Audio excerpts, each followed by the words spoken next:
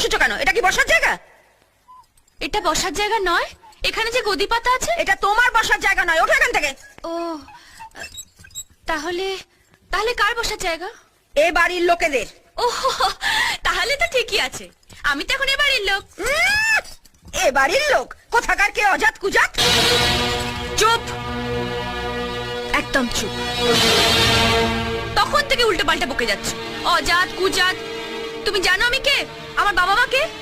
আমার অত শত জানার দরকার নেই, আমি শুধু জানতে চাই তুমি এখান থেকে বিদায় হবে কিনা।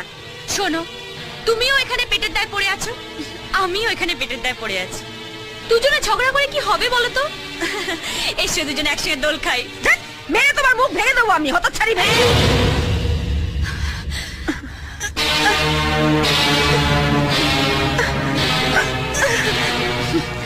কথায় কথায় ছোবল মারার অভ্যেসটা